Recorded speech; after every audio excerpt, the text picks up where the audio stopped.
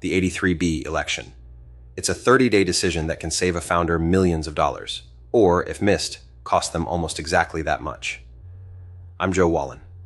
I'm a startup and tax attorney in Seattle, and I've been advising founders on exactly this decision for more than 25 years.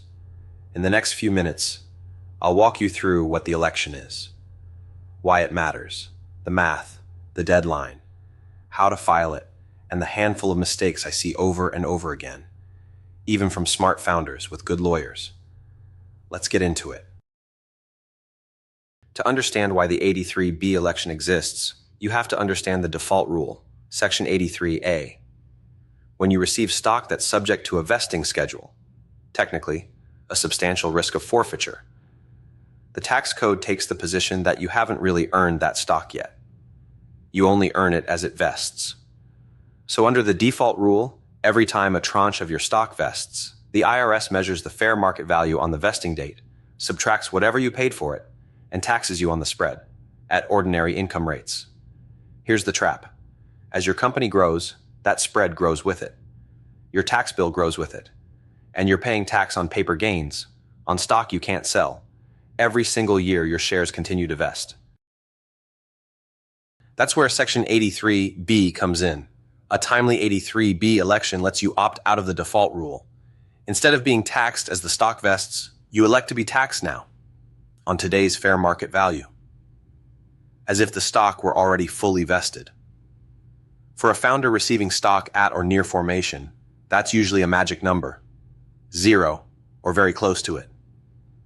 The 409A value on day one is often a fraction of a cent per share. 4 things happen when you elect. 1, you lock in the tax today. 2, vesting events become non-taxable. No more surprise tax bills every year. 3, any future appreciation becomes capital gain, not ordinary income. And 4, this is the one most founders don't think about. Your 5-year qualified small business stockholding period starts now. You're trading a small, predictable tax today for the possibility of a very large tax avoided tomorrow. Let me show you what that trade actually looks like with real numbers. Here's a founder. 5 million shares issued at par value of 1/100th of a cent, $500 total. Standard 4-year vest with a 1-year cliff. Over the vesting period, the shares appreciate to $2 apiece. Without the 83B election, as those shares vest, she's taxed on the spread between $2 and what she paid, times 5 million shares. That's almost $10 million of ordinary income.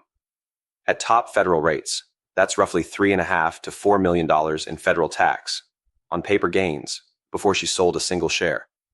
With a timely 83B election, the taxable moment freezes on day one. 5 million shares at 1/100th of a cent, minus the 500 she paid. 0 ordinary income. Future appreciation becomes capital gain. And if she holds for 5 years and the Section 1202 requirements are met, a substantial portion of that gain may be excluded altogether. The delta is millions of dollars for the price of a timely letter and a $5 stamp. This is the slide I want everyone to remember. 30 days, no extensions, no hardship exceptions, no 9,100 relief. The statute is unforgiving. 3 things to burn into your brain. First, day 1 is the day after the transfer. The day the property is transferred is day 0. Don't lose a day to bad counting. Second, the postmark governs. Mail your election by certified mail. Return receipt requested. That green card is your evidence the election was filed on time. If the IRS ever questions timeliness, the postmark is the whole ballgame.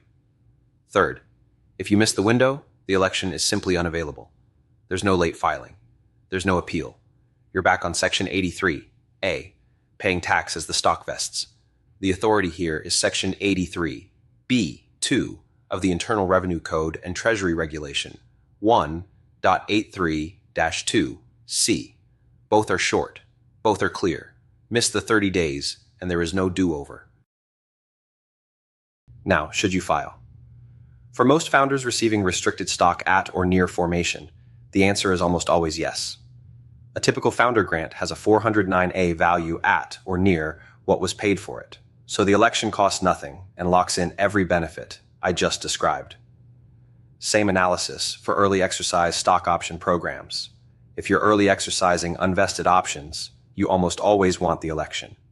There are cases where you should think twice.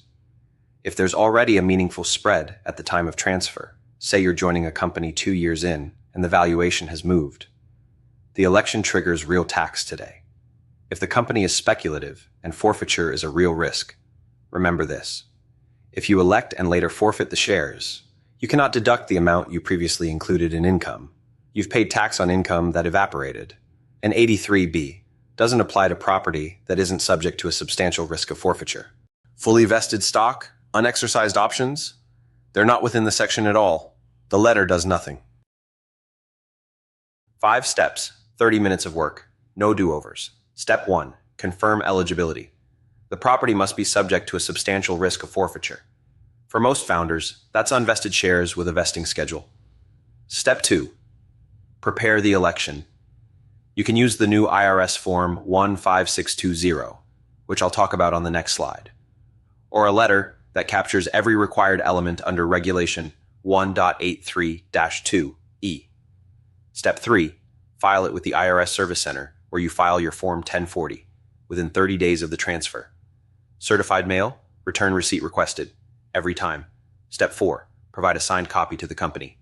The issuer is entitled to a copy and needs it for its records and payroll reporting. Step 5, keep your proof. Save the stamped certified mail receipt and the green card indefinitely. If anyone ever questions the timeliness of your election, that receipt is your evidence. In late 2024, the IRS released Form 15620, the first ever standardized 83B election form. For decades, practitioners used their own letters, and a single missed element could invalidate an entire election. Now there's an official form. It's optional. A compliant letter still works. But the form has every regulatory requirement built in. And those requirements, from Regulation 1.83-2E, are your name, address, and taxpayer identification number, a description of the property, the date of transfer and the tax year, the nature of the restrictions, the fair market value at transfer, determined without regard to those restrictions, what you paid if anything, and a statement that you furnished the required copies. Miss any one of those, and the election can be defective. My strong recommendation for most clients now is simple. Just use Form 15620. Here's where the 83B election becomes real leverage. Section 1202, Qualified Small Business Stock, allows founders to exclude a substantial portion of capital gain on the sale of QSBS held for more than 5 years. For stock acquired in recent years, that federal exclusion can be as high as 100%, subject to caps and the usual requirements. For Section 1202 purposes, the 5-year holding period begins on the date the stock is treated as acquired. An 83B election causes the stock to be treated as acquired on the transfer date, not on each later vesting date. So the clock starts on day 1 for all of your shares. Without the election, the holding period arguably doesn't begin until each tranche actually vests. That's a huge difference. 5 years from day 1 is a realistic exit window. 5 years from year 4 vesting is 9 years from grant. For a Washington founder, the combination is especially powerful. A federal gain exclusion on a large equity outcome, in a state that still doesn't have a traditional income tax on capital gains. A few mistakes I've seen kill otherwise valid elections. 1. Waiting for the stock certificate. The 30 days run from the transfer of beneficial ownership. If the company issued the stock on a Monday but didn't print a certificate until Friday, you just lost 4 days. Count from the transfer, not from the paperwork. 2. Regular mail with no receipt. Without a certified postmark, you may have no way to prove you filed on time. 3. Leaving out a required element. Missing a fair market value, missing your TN, missing the description of the property. Any of those can invalidate the election. Use Form 15620 and avoid this entirely. 4. Forgetting to give the company a copy. The issuer is entitled to one for its records and payroll reporting. And 5. Electing on property that isn't actually subject to a risk of forfeiture. If the stock is already fully vested, Section 83B doesn't apply. Your letter does nothing. If you're a founder receiving unvested stock, at formation, at a restart, at a recapitalization, the default answer is to file an 83B. 3 things to take away. Act in 30 days. There are no extensions and no hardship exceptions. Calendar it the day the transfer happens. Do it right.